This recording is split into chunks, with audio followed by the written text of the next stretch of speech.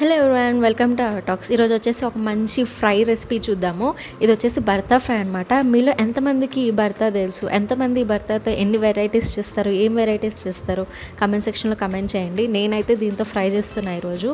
So ఇలా ఈ భర్తాని మంచిగా స్లైస్ చేసుకోవాలన్నమాట. మరీ సన్నగా కాదు, మరీ లావుగా కాదు, అలా మంచిగా ఒక మంచి సైజులో కట్ చేసుకోవాలన్నమాట. సో దట్ మనం ఫ్రై చేస్తున్నప్పుడు అది మంచిగా లోపలంతా ఫ్రై అవుతుంది. సో తర్వాత ఒక బౌల్లో శనగపిండి, ఉప్పు, కారం, పసుపు, గరం మసాలా, జీరా పౌడర్, ధనియాల పొడి ఇవన్నీ వేసుకొని మంచిగా మిక్స్ చేసుకోవాలన్నమాట. అండ్ ఇందులో మీకు ఏ ఇంగ్రీడియంట్ నచ్చకపోయినా అండ్ లేకపోతే ఇంకో ఇంగ్రీడియంట్ ఏమన్నా వేస్తే బాగుంటుంది అనిపించినా మీరు ఎలా అయినా కస్టమైజ్ చేసుకోవచ్చు, దీన్ని ఎలా అయినా మీరు చేసుకోవచ్చు అనమాట. బట్ ఇట్లా చేస్తే ఇంకా చాలా చాలా ఎమ్మీగా ఉంటుంది, చాలా సింపుల్గా, చాలా ఫ్లేవర్ఫుల్గా వస్తుంది అనమాట రెసిపీ అనేది.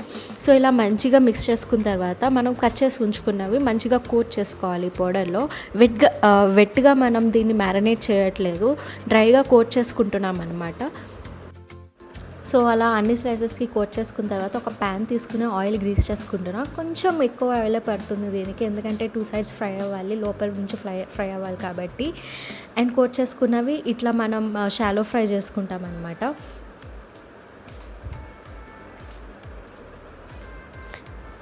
ఇలా 2 sides మంచిగా ఫ్రై చేసుకోవాలి, చాలా మంచి క్రిస్పీ టెక్స్చర్ వస్తుందన్నమాట. సో ఇది వేడివేడిగా తింటేనే బాగుంటుంది అలా క్రిస్పీగా. కొంచెం చల్లారితే కొంచెం చల్లగా అవుతుందన్నమాట. ఇలా 2 sides క్రిస్పీ టెక్స్చర్ వచ్చేంత వరకు మంచిగా ఫ్రై చేసుకోవాలి తిప్పుకుంటూ. అండ్ చాలా తొందరగానే అయిపోతుంది రెసిపీ, ఎక్కువ టైం కూడా పట్టదనమాట. సో చాలా ఈజీ పీజీగా చేసుకోవచ్చు. అండ్ చిన్నపిల్లలకి కూడా చాలా బాగా నచ్చుతుంది ఈ వంకాయ fry.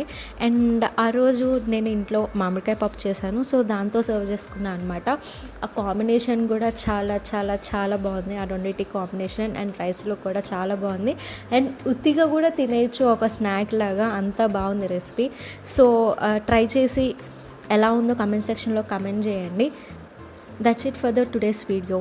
Thank you for watching. Bye bye.